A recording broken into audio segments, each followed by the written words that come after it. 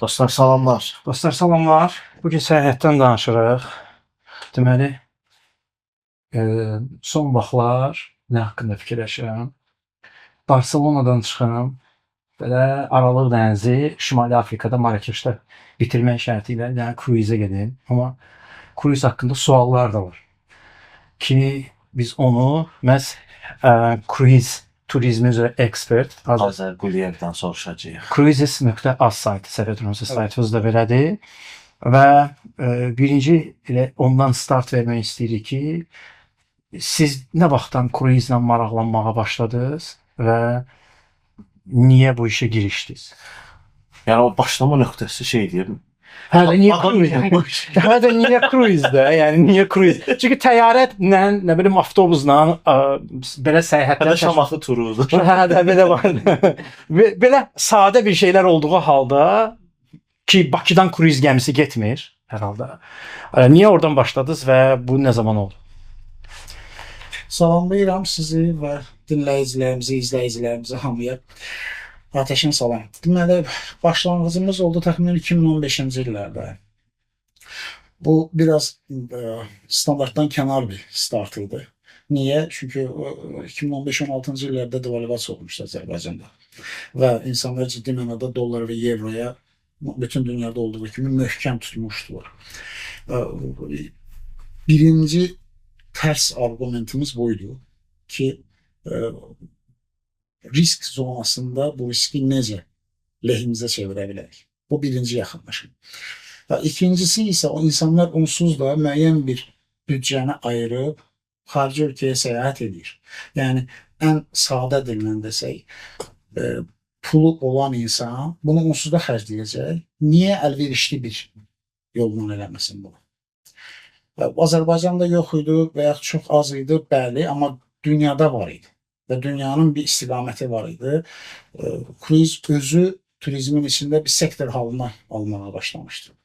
İndi birazdan bəlkə onun tarixinə də değinərik ki, bu insan niyə yavaş-yavaş bu səyahət növünə istiqamətlənməyə başladı. Başlanğıc nöqtəmiz o, devalvasiya dövründə qazancımızın olmayacağını əmin idik. Dedik, başa-baş çıxaq, bəsimizdir. Niyə bu riskə girdiniz ki? Bu biraz biznesə də zid bir şeydir. Yəni çox böyük risk götürürsünüz. Təyyarə bilet aldım, getdim Dubaya, gəldim. Bu daha rahatdır da. O pulu xərcləmək daha rahatdır. Nəinki sən gedəcəksən, tutaq ki, İstanbulda çıxacaqsan, bir də Barselonada bitəcəksən səyahəti. Bizim adamlar da biraz toxunandılar da. Onlar üçün biraz mifik olsun. Hə də.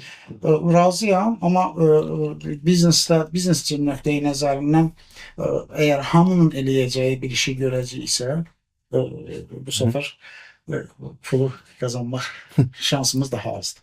Çünki hamı o işi görür.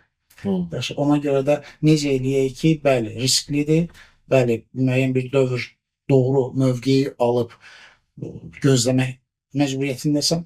Bunu həmişə iki nöqtədən dəyərləndirirəm. Bir, insanoğlu ac ikən, tutaq ki, nahar vaxtıdır və acmışıq. Amma yemək fürsətimiz yoxdur. Ya işimiz çoxdur, ya tələsirik və s. O arada bir yerdən gələn bir xoş bir yemək qoxusu o məkanı siz ömrünüz boyunca yadınızdan çıxartmırsınız. Çünki siz ac ikən onu gördünüz.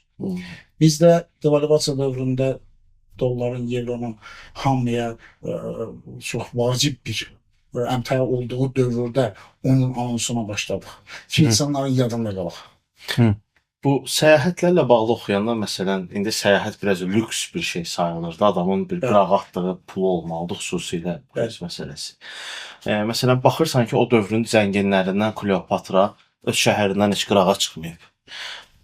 Amma bu indi insanların vərdişləri və mədəniyyətlərində təkamül eləyə gəlib çıxıb. Necə oldu ki, bu bayaq dediyiniz tarixi məqamı, insan səyahətlərdən gəldi, artıq böyük gəmilərdə günlərlə, həftələrlə vaxt keçirdib sahil gəzməyə başladı. Deməli, kruiz industriyasının 1840-larda, 50-lərdə yavaş-yavaş hərəkətə başlayır. Bu, dediyiniz kimi, insanoğlu müəyyən dövrdə yaxın məsafəni, yaxın yerləri görmək, kəşf eləmək arzusundan çox insanlar təhsil səviyyəsindən tutun, gəlir səviyyəsindən tutun, ölkə və ya şəhərləşmələrdən tutun, sənayeləşmədən tutun. Bunların hamısı yeni səyahət növlərinin ortaya çıxmağına bir səbəbdir. Hətta 20-ci əsrin əvvəlində Birinci Dünya Müharibəsindən sonra ikinci, üçüncü belə deyək, levela keçməsinin səbəbi də müharibədən sonraki yerlərin digər insanlar tərəfindən görülmək istəyidir. Bunların hamısı bayaq sadaladıqlarımla da birləşəndə insanlar yeni yerlər görmək istəyir. Yeni yerlərə toxunmaq istəyir ki, görəsən mən orada nədir? O ki qaldı inkişafı ilə əlaqədar. İnkişafla əlaqədar istər Azərbaycanda inqilab olaraq, istər sənaye inqilabı, istər inqilab növlərindən yaşamamışıq, düzdür. Amma bütün hamıda, yəni geri qalan bir çox ölkədə deyək, hamıda deməyək, bir çox ölkədə istər sənaye cəhətdən, istər digərlərində inqilab olunca bu daha fərqli aspektlərdən baxmağa kömək eləyir. Bir, iki də yaxınlaşmaq tərzini dəyişdirir. Yəni, harada səhv eləmişəm, o səhvimi necə düzəldəcəm? İstər fərd olaraq, istər insanlar olaraq. Bu da öz növbəsində deməli, təəssüf ki, və insanların da çoxunun qorxu ilə qarşıladığı Titanik hadisəsində bu bir keçişdir. O olandan sonra bu industriyanın aparıcıları, bunların daxilində İngiltərə var, bunlarda Almaniya var.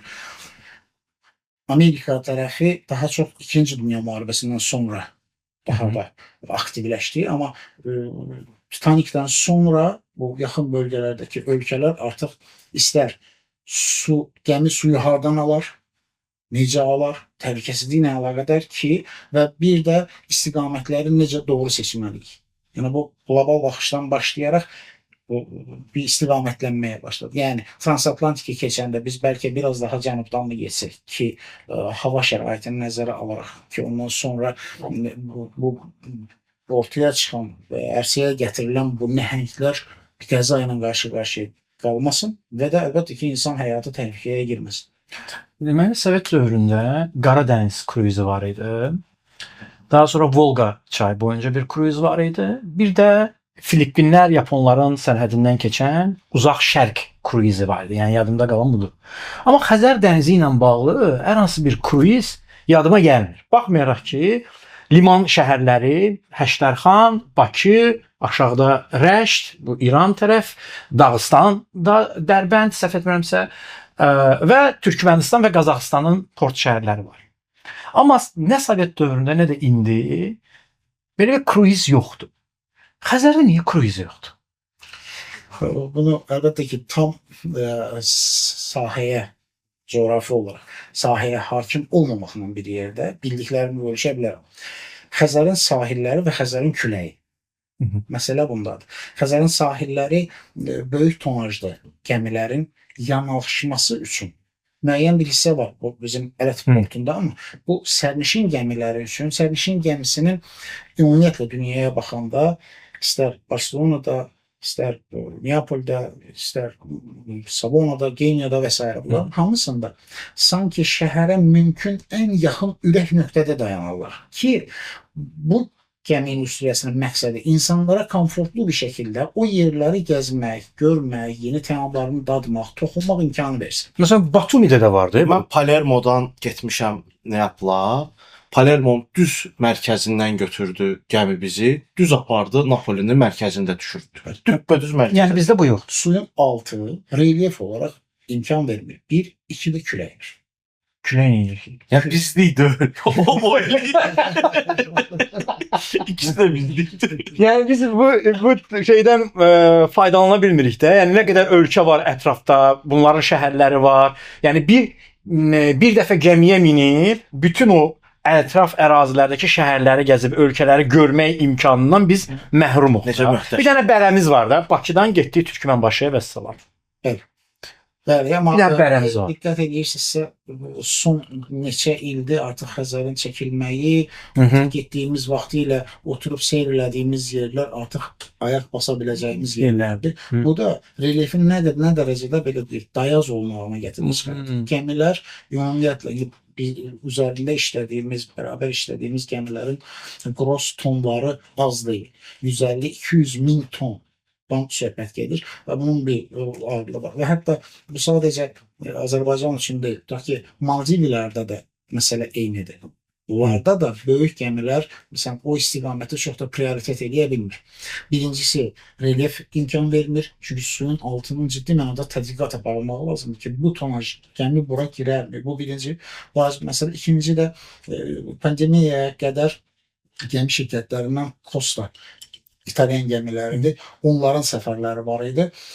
Onlar isə təxminən 800 metr, 1 kilometr kənarda saxlayır və sonra qayıqlar vasitəsilə sərnişinləri sahilə daşıyır.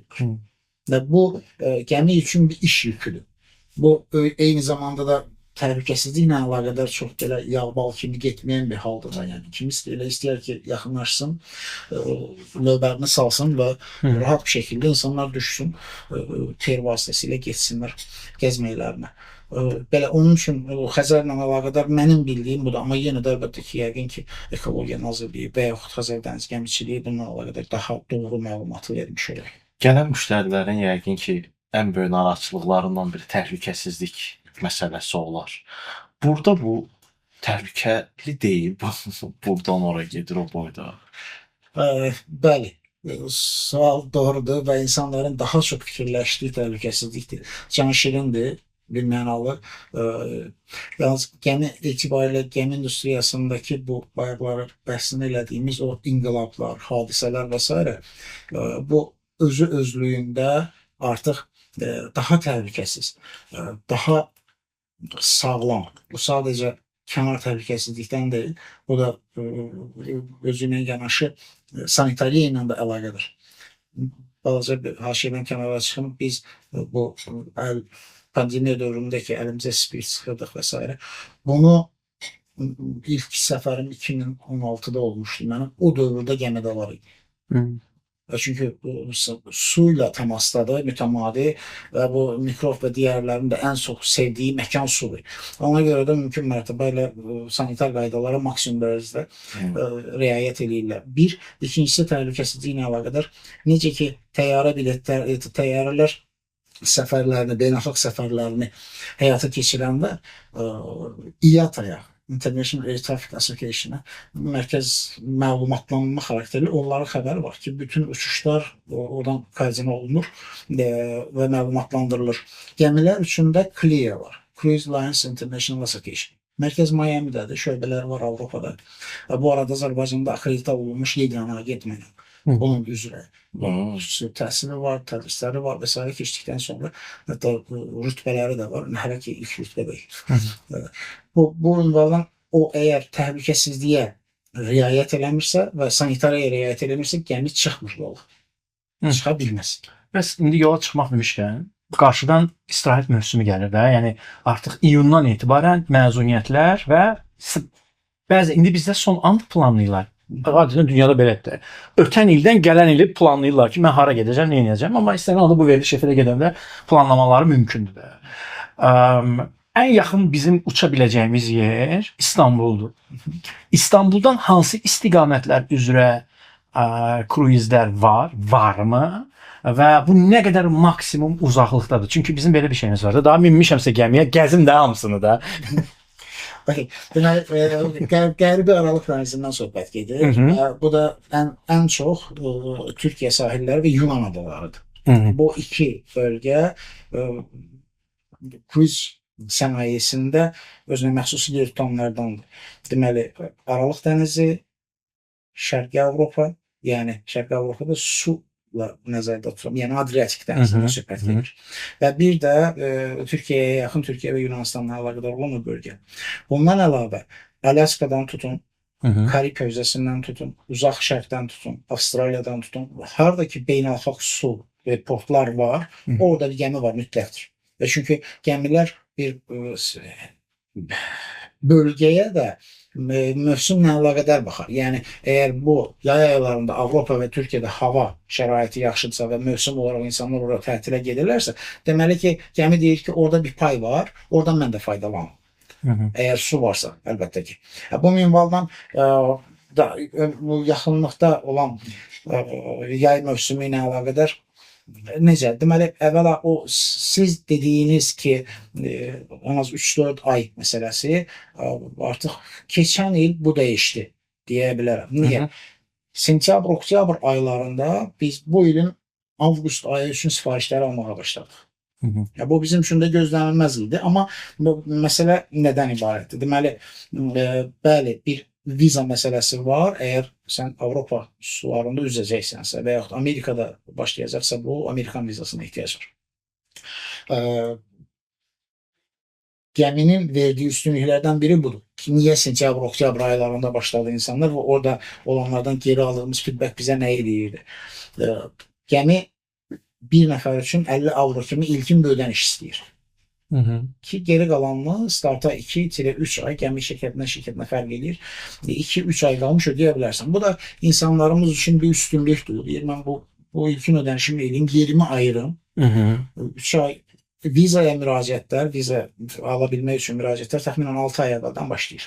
Yəni sənin səfərin avqust ayında planlaşdırılırsa 15 avqustda, çıx 6 ay, 15 fevraldan etibarən artıq müraciət edə bilərsən. Bu da deməkdir ki, insan tutaq ki, 8-10 ay əvvəldən yerini ayırdı, 50 avrosunu verdi, yerini ayırdı. Okey, 6 ay qalmış da vizasına müraciət elədi. Müsbət bir cavab olduğu təqdirdə 3 ay qalmış, 2 ay qalmış ödənişini tamamladı. Olmadığı təqdirdə 50 avrosu yanar. Əgər mənfi bir cavab gəlsə, tutaq ki, vizaya mənfi bir cavab gəlsə və bu səfərdə sadəcə 50 avrosu batır. Viza məsələsi demişkən, sadəcə şəhərdən şəhərdə dayanırsa, yəni tutaq ki, gəldim, Marseldə dayandıq. Marselə girmək üçün viza lazım olacaq bizə. Ayrıca bir vizaya ehtiyac yoxdur. Əgər pasport və səyahətin start etdiyi ölkə və səyahətin marşrutu üzrə olan ölkələr Azərbaycan pasportundan viza tələb eləyirsə, gəmiyə minmədən əvvəl artıq o yoxlanılır. Əlbəttə ki, o olmalıdır. Ümumi marşdan keçəndə, çünki orada da bir sərhəd yoxlama məntəqəsi var. Bir var təyyarələr, hava limanları, bir var durur, bir də var dəniz. O olmadığı müddətçə gəmiyə buraxmayacaqlar. Niyə buraxmayacaqlar? Məntiq etibarilə belə deyim. Tutaq ki, Tural bəy getdi, dedi ki, mənim vizam yoxdur və yaxud belə yaxınlaşmada var. Bəziləri deyir ki, mən gəmiyə minəcəm, düşməyəcəm. Gəzmək istəyirəm. Mən çıxmayacam da, o ölkənin torpağına ayaq basmayacam. Məsələ bundadır ki, gəminin tutumu orta hesabla ən böyüyü Icon of the Seas gəmisidir. Royal Caribbean gəmi şirkətinə aid, Amerikan gəmi şirkəti və personalla bir yerdə 10.000 adam tutur. Bir dənə qəsəbə deyək. 10.000 adam, bizim bu məşhur deyilən Sovetin dövründə 2 mikrorayona hesab götürülmüş sayıldı. Ki 2 mikrorayonda 10.000 adam yaşasın. O hesabla 2 mikrorayon adam oradadır. İndi orada Tural bəyin vizası yoxdur. Gəlib ki, mən gəmidən sizi kim kontrol edəcək? Yəni, sizə bir nəfər mi veriləcək ki, bu adam düşməyəcək? Və yaxud 10 nəfərli bir qrup var, bunlar düşməyəcək, siz bunlara nəzarət edin. Belə bir işləmə mexanizmi yoxdur. Ona görə də deyir ki, gəmiyə minirsənsə artıq o vizalar olmalıdır. Düşərsən, düşmərsən, o sənin özünü biləcəyi bir işdir. Ən uzun bəs hansıdır, rut hansıdır? Bezmiş ya həyatda. Ancaq suyun içində gedirik. Pandemiya dövründə olmuş. Limana yan ala bilmirdilər. Qalmışdılar gəmidə günlük. Qalıblar gəminin içində qardaşım.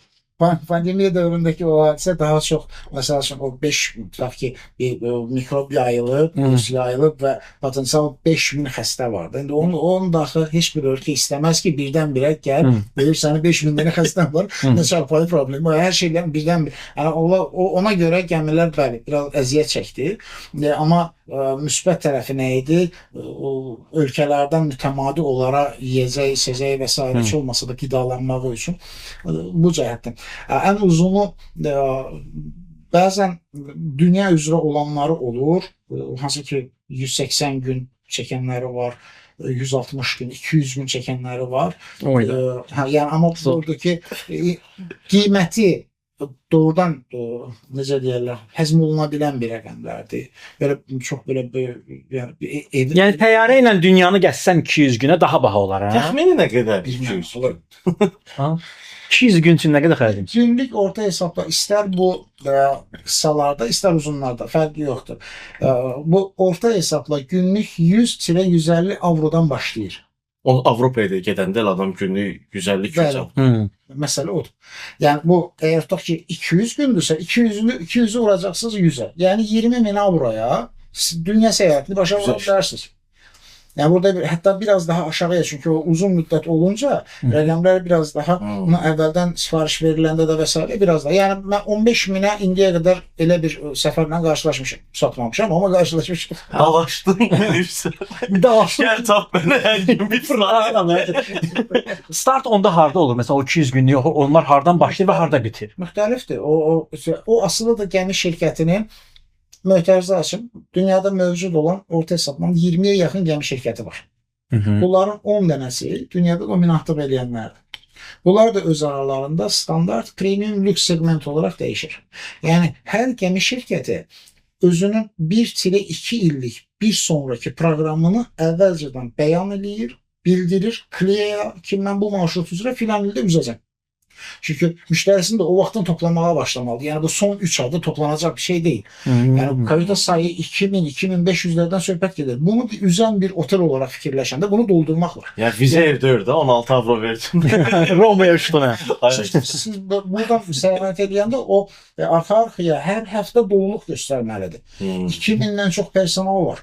Yəni Aykanın günlük məsrəfi 1 milyon dollar. Yəni bu adam belə doğru dilində kodladı 1 milyon. 1 milyon. Ya onu çıxartmalıdır o. Onun üçün də proqramı rol oynayır, onun üçün də onun əyləncələri rol oynayır, onun üçün də bunun marketing çalışmaları deyək olmalıdır ki, bunu doldura bilsin. Doldura bilmədiyi təqdirdə əlbəttə ki, ziyana gedir. Bu bütün qitələri gəzir də. Onda belə 180 və ya 200 günlük səyahətdə bütün qitələrdə şeylərə, mühüm portlara yaxınlaşmalı. Marşrutu üzrə deyək, mühüm Məsələn, hansı marşrut üzrə gedir belə? Əgər bu Alaskadan başlayırsa və bütün transatlantik və Hind okeanı və s. bunları keçərək tutaq ki, uzaq şərqə gedəcəksə, özünün təyin elədiyi bir marşrut var. Yəni bu kimin isə tərəfindən bunlar olmalıdır deyə bir qayda. Yəni burada saxla düşürəm söhbəti yoxdur. Yəni düşə bilərsən, pulu qaytarmaz. Limanda düşürəm bəs salam. Burada düşürsüz, bəli, yəni mən bilmirəm. O okey. Bu etik çərçivədə sadəcə bildirmək olar ki, mən gəlməyəcəm. Çünki bu səfər sizi itmiş kimi qeydiyyata almasındır. Son 10 ildə təxminən 200 nəfər itib ama. Harda itiblər? Düşüb qayıtmayıb da la. Ya düşüb qayıtmayıb, ya üzmə. Azıb. Yəni, üzür də. Deməli, bu gəmi gəldi limana. Bunu getdi, şəhəri gəzdi, axşam yenidən gəmiyə qayıtmalıdır da, düzdür. Onu kimsə kontrol edir ki, qayıtmadı. Yoxsa? Sərnişini. Sərnişini, hə. Deməli, əsasən marşrutları boyunca səhər çatar porta, gün işığı dövründə dayanar, axşam oldu, yola çıxar. Orta hesabla 22-24 knot, təxminən 44-45 kilometr saat sürətlə hərəkət edirlər. Amma təcrübə göstərir ki, bir çox dəfə axşamları artırır sürəti. Şahid olmuşam. Gündüz vaxtı insanlar daha çox gəminin içindədir, əylənir, hərəkət var və s. və də yellənməyə qarşı ola bilər ki, bəzi insanlar çox həssasdır. Ona görə minimumda gətirməyə çalışır. Amma əlbəttə ki, bir məsafə qət eləməlidir. Nəhayətdə bu məsafə qət olunmalıdır. Bu ünvanla axşama qədər dayanır. Kontrol necə olur? Gəmiyə minişdə hər şəxsə bir kart verilir. O kart həm sizin otağınızın açarıdır, həm xərcləmələr edəcəksinizsə, bu arada mötərizədə keş işləmir, nəqd pul işləmir gəmidə. Karta yüklüyorsunuz və kart vasitəsilə olur. Yəni finansın bu hissəsi var ki, orada o pul dövriyyədə olmasın. Mümkün mərtəbə. Kazino xaric. Hər gəmidə kazino var, qumarxanalar var. Orada xaric, orada gedir. Əgər nəqdəsə, keşin varsa verirsən, keşin onu verir və şeyləri verir, fişkaları verir. Kazinolar əgər ölkə qanunlarında kazino qadağandısa, bu səfər gəmi dayananda kazino açıq deyil. O ölkənin qanunlarına riayət etmək məcburiyyətindədir. Quru sərhədlərini 12 mil keçdikdən sonra beynəlxalq sulardasınız. Bütün ölkələr üçün bu təxminən bütün ölkələr üçün, çünki bəzi konvensiyalarda dəyişir, 6 olan var. İslandiya 50 olub.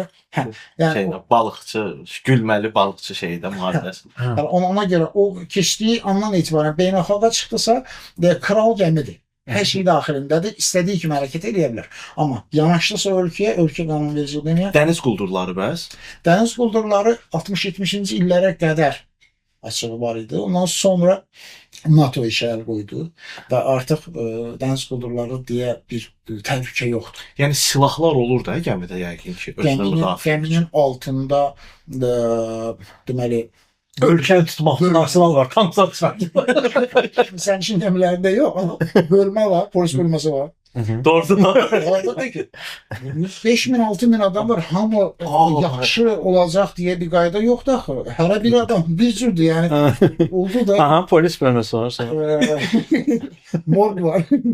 Morg var. Hadisə də ölümün nə vaxt gələcəyini bilə bilmərsiniz. İnsan da hər şey qaydasındakən belə dünyasını dəyişə bilər. Və müəyyən bir məsafən var. O məsafəni qət elədikdən sonra təslim eləməlisən. Buna görə də bu ixtiyarı var. Bu sonra mərasim evi. Hazır molla. Rabbin. Gəminin alt hissəsi əsasən personal üçün ayrılan bir yerdir. Orada onların qalmağı, çünki minlərcə işçi var və onlar da hardasa qalmalıdırlar. Onlar gəmidən xaricdə bir yerdə qala bilməzlər. İndi orada qalırlar, yaşayırlar, qidalanırlar, hazırlanırlar.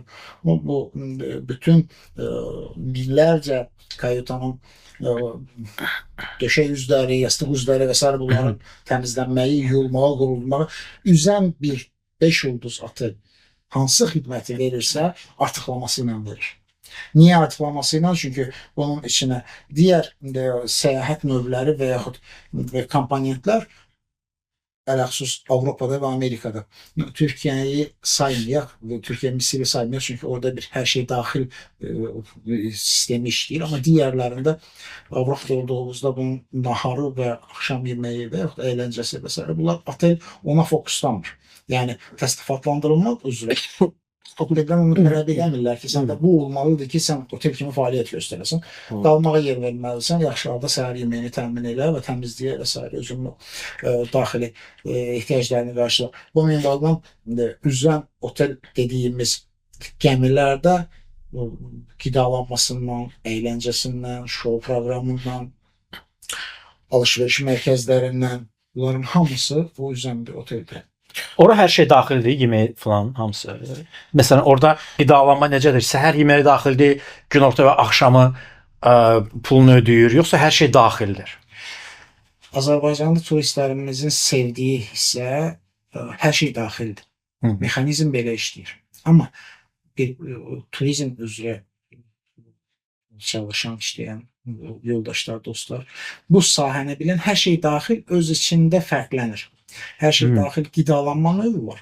Bir də full board, FB dediyimiz gündə 3 dəfə yeməklə təmin eləyər və yemək əsnasında sadə içki dediyimiz çay, su, kofe, yemək boğazda qalmasın deyə təmin edir. Bu FB. Amma hər şey daxil. Hər şey daxildə bir, belə deyək, bir saat anlayışı yoxdur. 24 saat yemək yeyə bilərsən, içki içə bilərsən və s. Və bu daha əvvəldən ödədiyin pulun daxilindədir.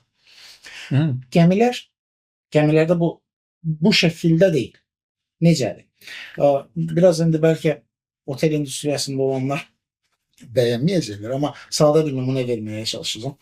12 yaşından yuxarı bir uşağı olan bir Azərbaycanlı ailə, 14 yaşı var uşağın, 2 böyük və 2 uşaq 12-nin üstündə. Getdiyində qiymətləndirilmə otellərdə əsasən 12-yə qədər uşaqdır, bunun sonra da böyük sayılır.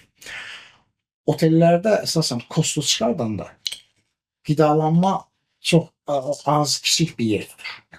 Əsas pula aparan personal xərcləridir, sabit xərcləridir, bir də qidalanmanın daxilində içkilərdir. Bunlar çox pul aparan bir şeylər. Orta statistik Azərbaycanlı ailəsində 18 yaşına qədər oğlan və ya qız uşağı sahibləri gözəl bilirlər, spirtli içki içməz uşaq. Yəni bu atadan anadan gizlin və ya qeyri-gizlindən söhbət getmir. Yəni, ümumiyyətlə qəbul eləyəni çox azdır. Yaxşı, otel olaraq niyə mən hesablananda onu böyük kimi hesablamalıyam?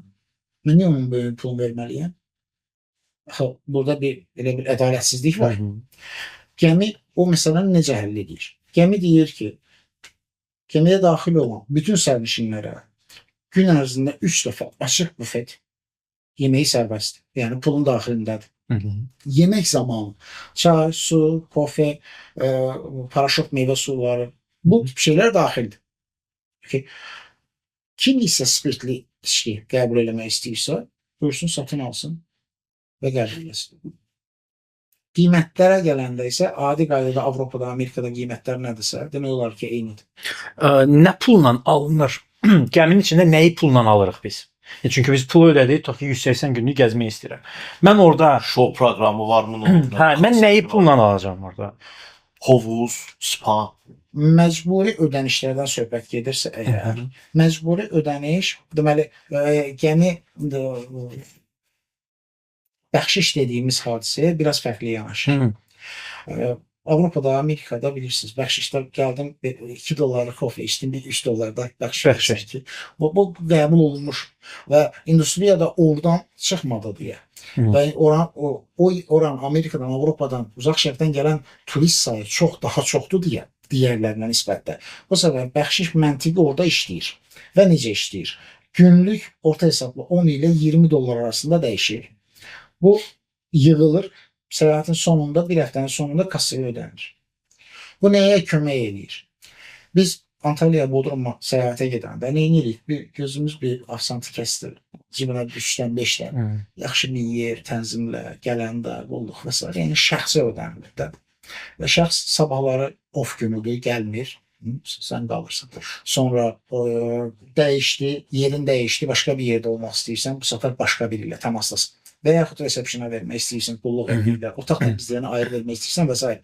Bu isə, bu sahədə, otelcilik sahəsini bilən kimi deyirəm, oteldə xidmət göstərən bütün personal hər daim sizə gülər üz deyirlər. Hər daim kömək eləməyə, çünki onunla təmasda deyilsən. Bu məntiqdə, gəminin məntiqində işləyən personal bilir ki, sən onun bəxşişini çıxışda verəcəksən. O kassaya verəcəksən və onlar öz aralarında bölüşdürəcəklər. Yəni qeyri-ixtiyari hamı bir-birindən asılıdır. Asılıdır və istər-istəməz xoş bir münasibət göstərir. Yəni o artıq yekunda alır bəxşişini. Fokuslanıb da ki, mən görürəmsə bir turisti, deməli o mənə bəxşiş verib. O ünvandan o aradakı xidmət fərqini sərnişin hiss eləmir. Və Kliyanın verdiyi göstəricilər də insanlar niyə kruiza çıxırlar? Xoş münasibət, fərqli yerlərin görünməyi və üst səviyyə gəmidə olan sizə o show proqramlardır, əyləncələrdir. Onların pulunu ödəyirik biz, yoxsa o bilətə aiddir? O daxildir ona. Yəni əlavə ödədiyimiz bəxşiş və ya içkilərdir, belə başa düşdüm. Mən 30 günlük gedərəm. İstəmirsən 30 günlük, nə olacaq? Mən 200 günlük gedirəm. Yəni mən 30 gün mənim məxfur. Yəni nə qədər çox belə dənizin ortasında olsam o qədər yaxşıdır. Günə bir vlog. Günə bir vlog bilmirəm amma bu gün nə baş verdi? Hə, bu gün nə baş verdi? Hə, biz hardayıq? YouTube kanalı. Hə, hardayıq? İdman məsələsi orada necədir? Yəni bu böyük gəmilərdə qaçış zolağı mı deyim, idman zalı mı deyim? O gəminin içi necə təşkil olunur? Yəni gündəlik olaraq biz hər gün şəhərə yaxınlaşmırıq da. Okeanın ortasında və ya dənizin ortasında olduğumuz anlar olur. Həmin müddət ərzində adam özünü necə məşğul edir? Elə o Robinson Crusoe опять про море söhbətidir.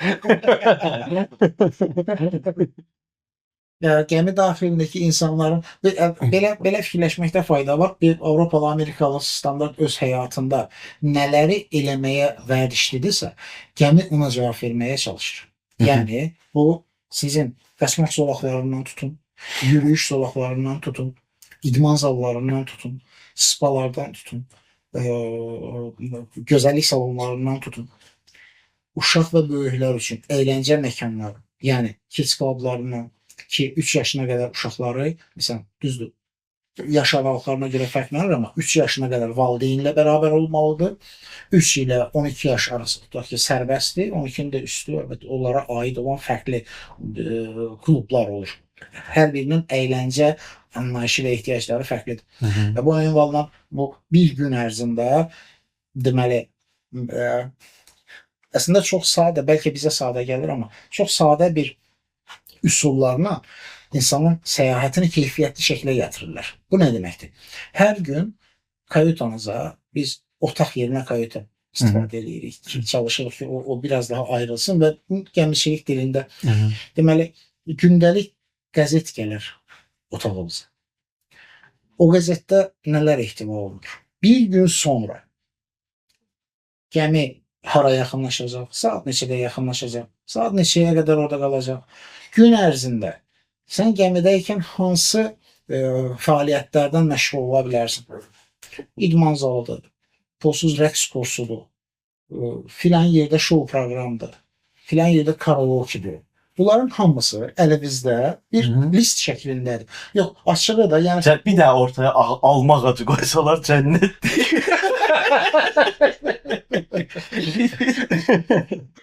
bunu məsələn otellərdə danışa bilmirsən. Yenə də çox sadə bir şeydir, amma mənim işimi çox rahatlaşdırır. Mən baxıb görüm o gün mənim zövqümə uyğun olan nə? Mən nə ilə məşğul ola bilərəm? Mən doğrudan da mı gedim elə spaya, tutaq ki, günorta saat 3 ilə 5 arasında bəlkə mən spada olum. Yox, əgər o saat arasında mənim istəyimə uyğun bir rəqs kursu varsa ki, pulsuz rəqs kursudur. Rəqs kursunu animatorlara deyirlər ki, siz bu keçin, kursu keçin deyə və insanlar da toplanırlar. O bir, yəni getdim mən orada rəqqas oldum deyil. O anı unudulmaz etmək üçündür bu. O gəmidə 95% gəmi müştərisində geri qayıtma var. Və məmnuniyyət dərəcəsi də digər bütün turizm sektorlarında o hissələrdən daha yuxarıdır. Nə üçün? Çünki gəmi insanlara səyahətlə, dincəlməklə yanaşı emosiyanı da verə bilir. Ən çox toxunduğu yer oydu. O bizim hansı şeydi, bir teatrımız var idi. Dili, biraz dili oxuyun. Bəyin Oğlaması filmində. Yaşar Nuray. Biraz dil oynayın da. Biraz dil oynayın. Yəni o Sən yaddaşı bu. görə uzun müddətli mən çox rastlaşmışam. Məsəl üçün tutaq ki, iniş il məsələn deyim, keçən il yox bəlkə də 2 il əvvəl insan səyahətə gedib hansısa otelə dincəlməyə. Sual verir ki, məsəl üçün o ən azından onun haqqında bir fikir sahibi olmaq üçün keçmişin əlaqədar ki, hansı xidmət növlərini bəyənir. İstər ailə, istər cütlüklər olaraq. İnanın ki, bir çox dəfə iniş il hansı oteldə qaldığını xatırlamayanlar var. Amma hansısa kruizə gedən bir sərnişinə deyin ki, 10 il bundan qabaq hansında, inanın mənə muncuq kimi sayır.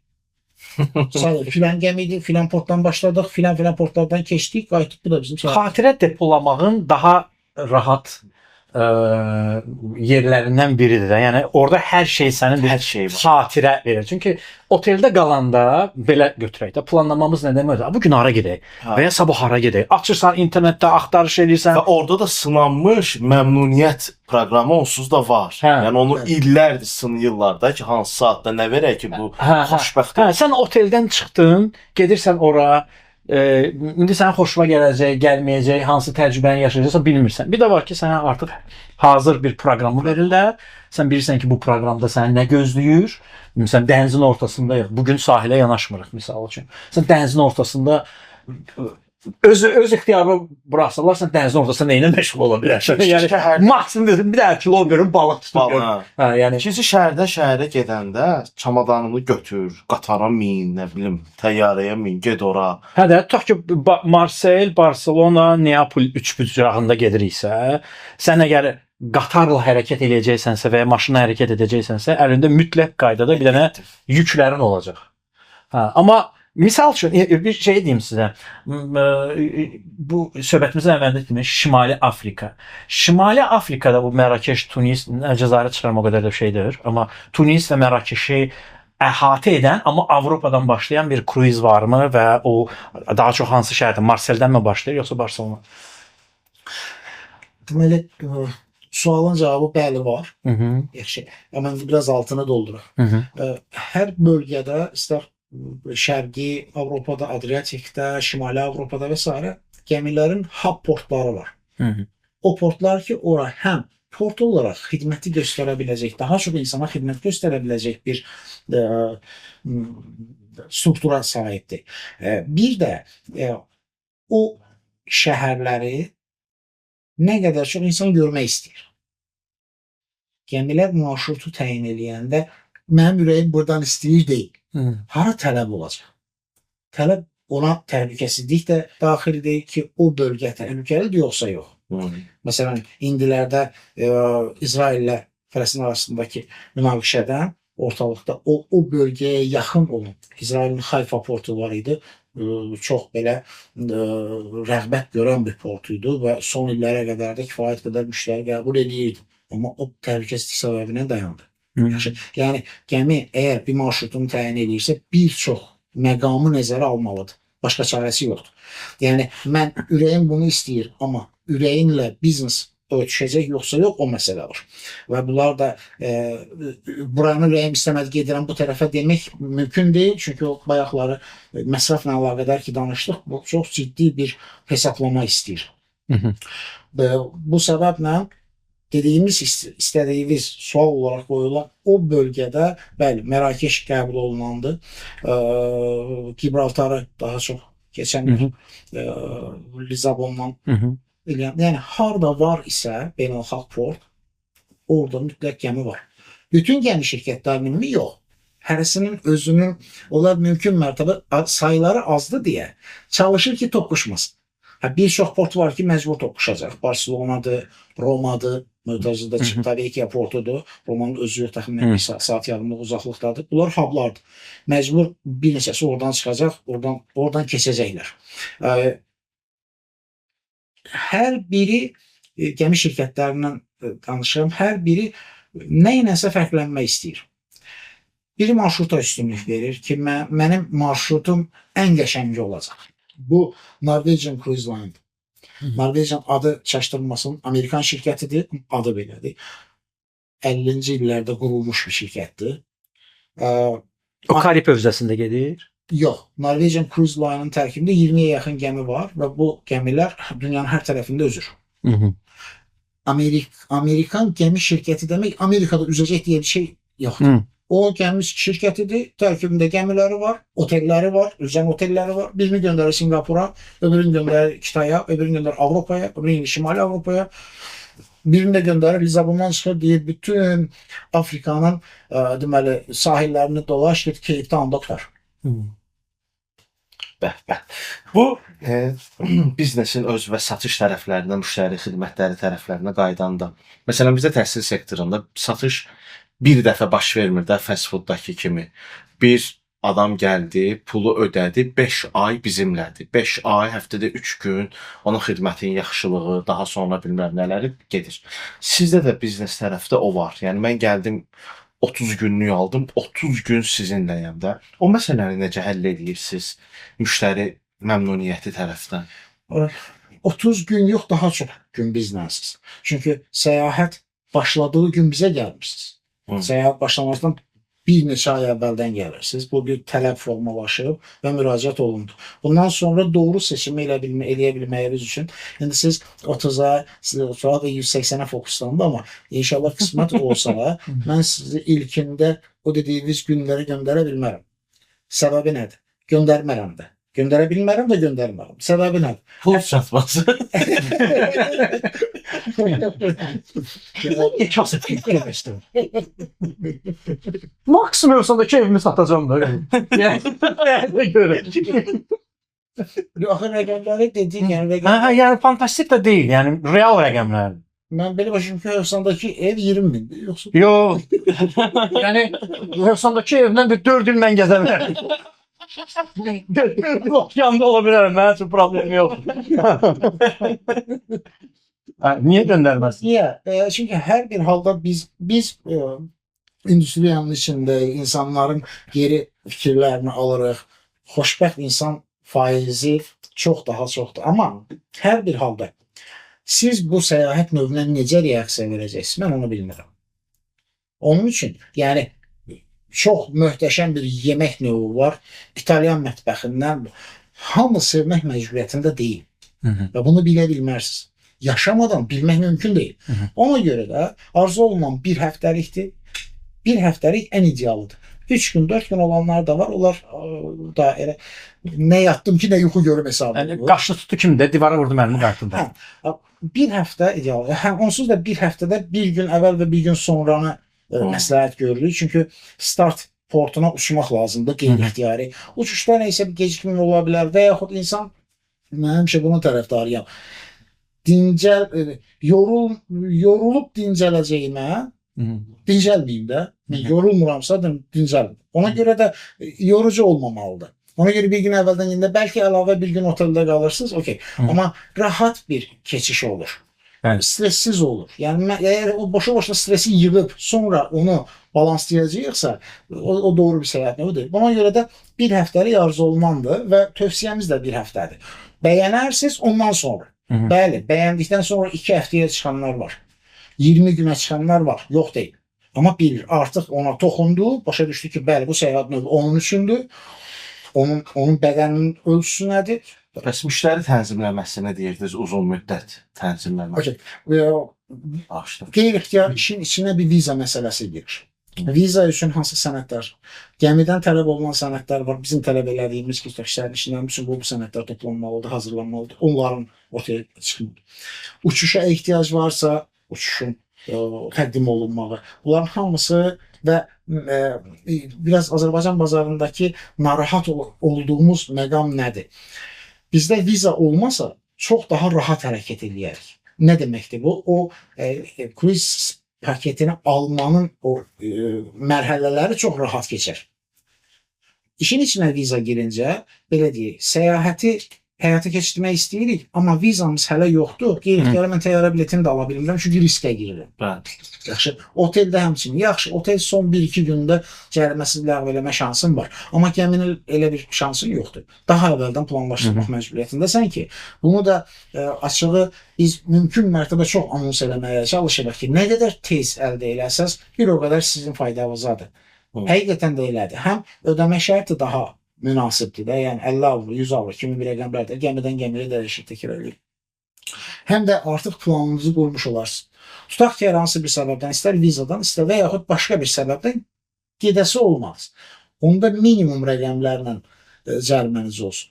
Daha yuxarı ilə, çünki açığın cərimələrdə bizim də bir qazancımız var. Vətəndaşın da ziyanı var, bizim də ziyanımız var. Çünki biz bir işə həyata keçirdirik. Vaxt itkimiz var, resursumuzun istifadəsi var. Hamı itirir, gəmi qazanır. Bunun üçün daha əvvəldən hərəkət eləməkdə fayda var. Və yaxud, üzr istəyirəm, viza var isə və ya multiviza var isə, bəli, onlar last minute hərəkət edə bilərlər. Gəmilərdə ən belə unikal xidmət, təşkil olunan ən unikal xidmət nədir? Varmı belə bir xidmət ki, yəni insan onu gəmidə alır, başqa bir yerə səyahətə getdiyi zaman o qaldığı oteldən onu ala bilməyəcək. Məsələn, belə bir unikal, fərqli, təbii ki, şirkətdən şirkətə uyğun dəyişə bilər. Bir çox şəhəri qısa bir müddətdə görmək ən böyük üstünlüklərindən biri budur. Çünki hər hansı bir, əgər bu megapolis deyilsə, yəni Barcelona, Roma, New York və s. deyil isə, bizim o şəhəri görməyimizə doğru planlanmış şəkildə bir günümüz kifayət edir. Adi qaydada Avropaya səyahətlərimizi gözünün qabağına gətirin. Axşam saat 8-9 oldu. Nə edirsiniz? Mən istər şəxsi səyahətlərində, istər ailəmlə olan səyahətlərdə 8-9-dan sonra ya boş gəzinti, hansısa küçə üzrə, əgər orada bulvar varsa bulvar üzrə və yaxud ana küçə üzrə gəzinti, ondan sonra da otelə gəlmə. Çünki ən çox, məsələn, şəxsi təcrübəmdə pis təsir edən nə olmuşdu? Viyananı çox istəyirdim. Operayında həvəskarıyım. Deməli, opera binasının qarşısında sevdiyim bir afişi gördüm və həyəcanlandım, getdim, dedim ki, axşama proqramı istəyirəm. Təəccüb dolu bir gözlərlə mənə baxdılar ki, 3 aydından əvvəl qutarıb, sən nəyi axtarırsan? Yəni, səyahətdə də insanlar sadəcə yemək deyil. Əmin ol, biz bəlkə bir tərəfdən də Azərbaycan turizmi üçün deyəndə bəzən deyirlər ki, kababdır da bizim turizm. İnanın ki, elə deyil. Əgər doğru təqdimat varsa, əgər doğru insanlara doğru məlumatlar vaxtında verilirsə, Azərbaycanlı turist ən gözəl turistlərdən. İstər yeni yerləri görmək, yeni təamları dadmaq, yeni əyləncə növlərinə adaptasiya olmaq. Bunlar üçün bizimkilər həqiqətən çox yaxşı eləyə bilər. Yetər ki, onlara doğru bir yol göstərən olsun, bir işıq tutan olsun ki, bax bura. Daxili turizmi necə dəyərləndirirsiniz bu sahənin bir eksperti kimi? Bu açığı, Əli bəy, biz 2015-dən bu tərəfə sırf kruizlərə fokuslanmışıq. Yəni, digərlərini eləmək qabiliyyətimiz yoxdur mu? Var. Amma hamının bir işi olmalı. Ümumiyyətlə baş verənlər, məsələn, adətən ərəb turistlərin ölkəyə daha çox axını, restoranlar, Nizami küçəsi və içəri şəhərin ərəbləşməsi, restoranların artıq o pis nə var ya orada, gəl burada. Pul xərcləyir, qardaş, konfet kağızı vermiş ki, elə bir narazı. Yo, sən İtaliyada ya da Romada gəzəndə axı oradakı pizza dükanı ərəb pizzası vermir. Bizdə gəzirsən. O Çin pizzası verir. Çünki onun müştərisi daha çox Çindən gəlmiş. Vermir axı. Özününkü verir. Qoy özününkünü versin. Yəni məsələ ondan ibarətdir ki, hər şəhər ona gələcək turist ki var. Məsələn, Çinli və Yapon ən çox belə gəzən adamlar. Məsələn, ərəbləşməlidir. Lap ərəbləşməlidir. Pulunu verir. Neyinir ki, konfet kağısı vermiş ki də. Yekunda oradakı sahibkar qazanmır. Oradakı küçə, ev, nə bilim, kimsə nəsə satırsa qazanır. O ərəbləşsin də. Yəni biz nə vaxt faşist olduq, mən başa düşə bilmirəm. Faşizm deyil. Özünü sevmək niyə faşizm olsun ki? Yox, yəni okey də ərəb gəlir. Elə ki, Çinlilər çox gəlsin. Gəlmir. İndi ərəb, Hindistan və Pakistanlılar gəlir və mən burada pis bir şey görmürəm. Pul xərcləyirsə Məsələn, istəyim bir şey. Dünyada ən çox insan oğurluğunu Pakistanlılar edir. Allah buradan oğurlayıb ara aparacaq. Hətta, deyim. Keçən dəfə Daxili İşlər Nazirliyi 6 dənə Pakistanlı tutdu. 3 dənə Pakistanlı oğurlayıblar. Düzdür, bizimkini oğurlamayıblar, özününkini oğurlayıblar. Pul istəmişdilər özününkilərdən. Bu təhlükəsizlik tərəfi indi sözsüz ki, bizdə təhlükəsizlik üst şeylərdədir. Amma kültürünü qoruyub saxlamaq inan faşizm deyil. Faşizm yox, kültürünü qoruyub saxlamaq deyəndə ki, mən o şeydə razı deyiləm. Yəni bu adam biz elə ki, Çinlilər çox gəlsin. Gəlmir də Çinli bura. Çinli pensiyaçı bura pul xərcləmək istəmir. Sən ərəb xərcləmək istəyir. Gör ərəbə götürsün. Ərəb xərcləyir deyə ərəb musiqisi açmaq lazımdır. Bütün içəri şəhər ərəb musiqisi olmalıdır, oriental. Yekunda biz hamımız ərəb idi. Elə də öyle. Yəni mən o şeyin tərəfdarı deyirəm. Yəni hansı turist daha çox gəlirsə, ona yönəlirsə və ona çevrilirsə, yəni yekunda biz bu bir biznesdir də. Yəni biz burada pul qazanırıq da, başqa nə edirik ki? Əgər ümumiyyətlə dünya industriyasına baxanda turizmin hansı ölkələrdə necə və s. deməli, əgər inkişaf eləməkdə olan bir sahədirsə, bu səfər müştəri diktə eləyər. İnkişaf etmisənsə, sən diktə eləyərsən. Yəni, sən artıq tutaq ki, biz məsələn 10 il, 15 il bundan sonrası üçün deyək, inkişaf eləmişik, bütün resurslarımız oturub, kadrlarımız yetişib, hər şey üst səviyyədədir. Onda Azərbaycan mətbəxi diktə eləyəcək. Yəni, gələn digər millətlərdə olan müştərilər mənim mətbəximə baxmaq istəyəcək ki, görəsən burada fərqli nə var? İndi də eləyənləri var. O doğru turistlərdir ki, mən gəlmişəm Azərbaycan. Bizim İtalyan qonağımız var idi, gəmi şirkətlərindən gəlmişdilər. Təxminən bir ay bundan əvvəl idi.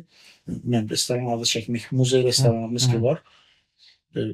Çıxanda bir İtalyanı yeməklər haqqında olan təəssüratı mən sinem qabarmışdı ki, yeməyin orada mümkün mərtəbə hərəsindən azalır ki, bu bir insandır da, bu axşam yeməyi geçib.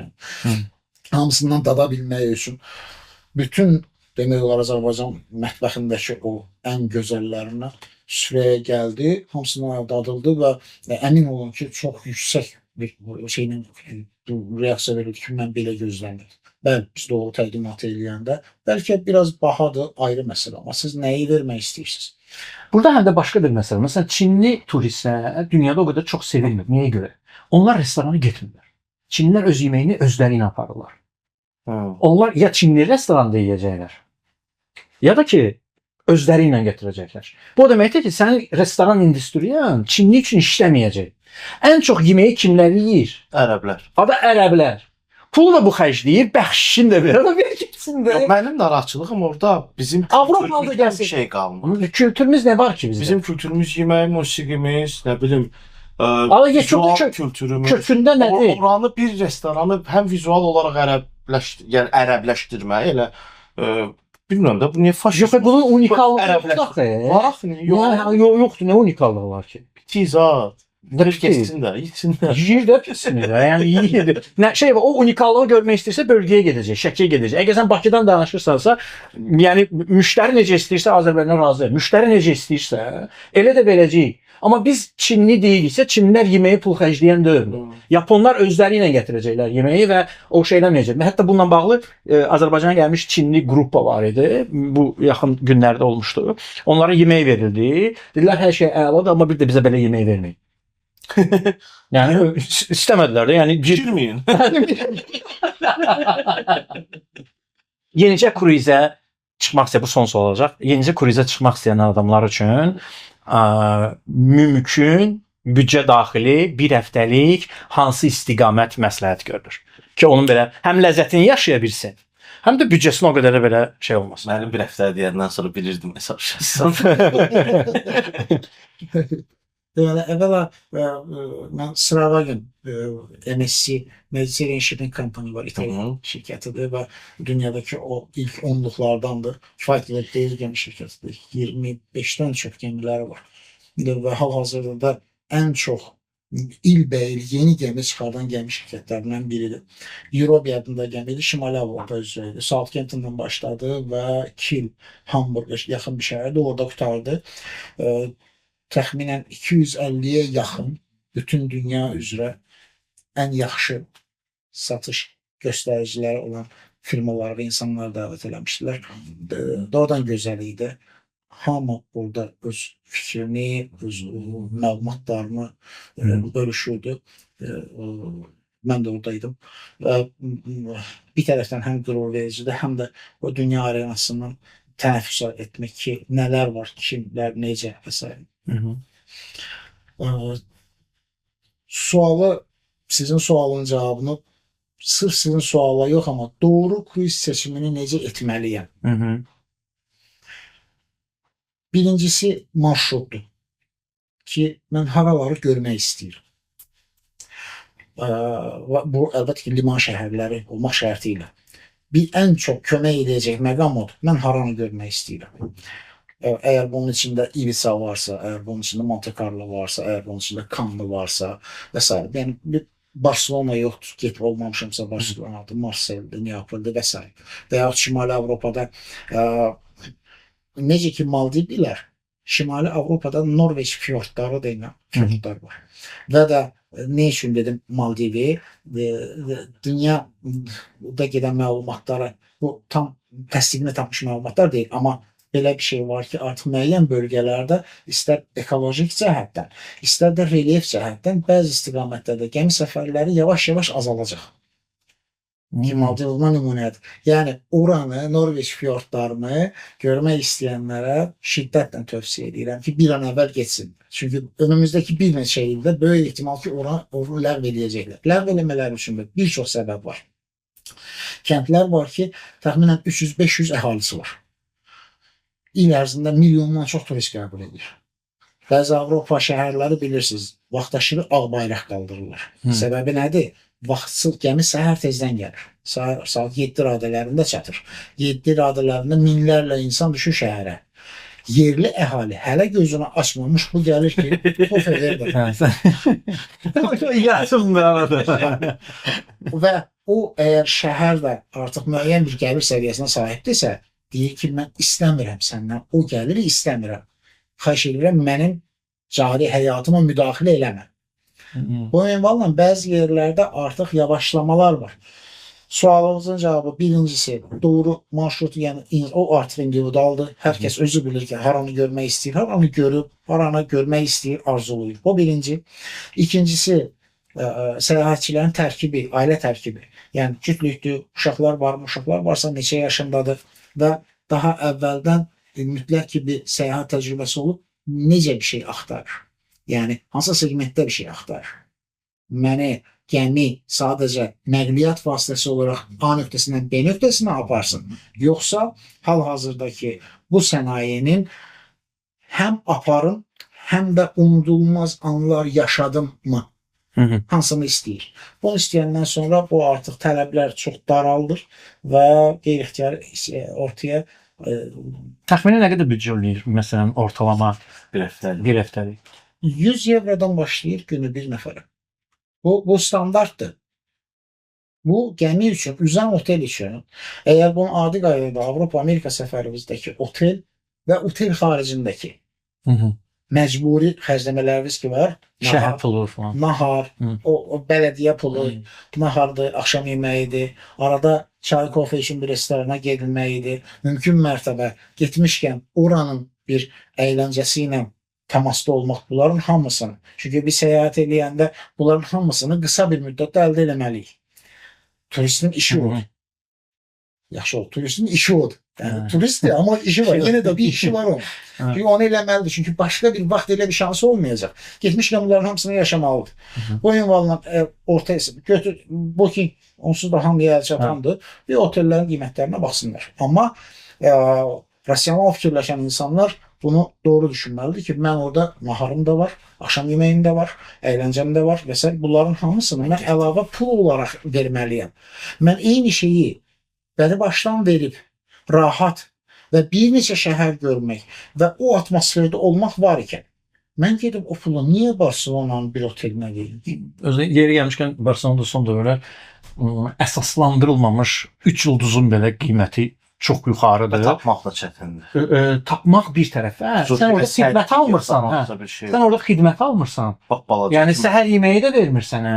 Verirsə də çox bahalı verir. Və üstə gəlirsən ki, sən niyə bunu belə baha elirsən də? Yəni sən əsaslandırılmamış o deyil. Ondan sonra Barcelonada çıxan gəmiyə minib bu şeyə Aralıq dənizini gəzib və o turistə göstərilən o pis münasibəti görmədən çox yaxşı şəhərləri də gəzə bilərsən, istirahət edə bilərsən. Tələb təklif məsələsi. Barcelonada bu belə bezrazmel deyil ki, məhduddur da. Yəni resurs məhduddur. Məkan da məhduddur, torpaq da məhduddur. Hara qədər uzanacam? Axı hamı şəhər mərkəzini istəyir. Bütün hamı lokasiyaya baxır ki, mən doğru yerdə olum, çünki əlçatan olsun. O da bilir ki, fərqli bir otel tikilməyəcəyinə görə ən yaxşı halda Airbnb kimi rəqibləri çıxardıq ortaya.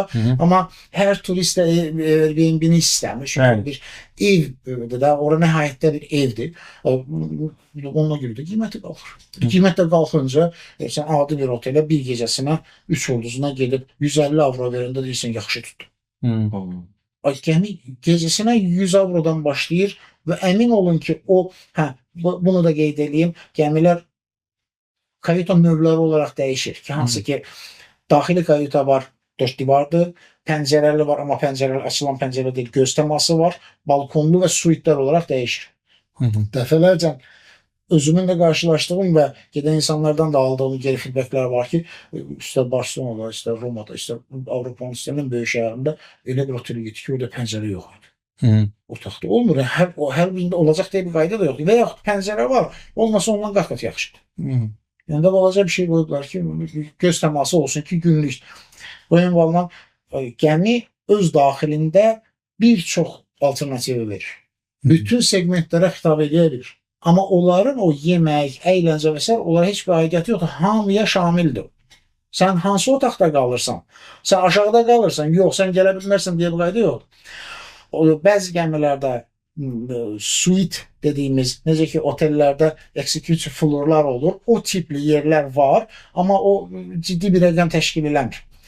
Adi turist, adi gəmi sərnişini ora gedə bilmir, amma o hər yerə gedir. Amma digər yerlər kifayət qədər geniş və boldur ki, insan xoş vaxtını keçirsin. Təşəkkür edirik gəldiyinizə görə, maraqlı məlumatları və bilmədiyimiz şeyləri bizimlə bölüşdüyünüzə görə. Necə deyirlər?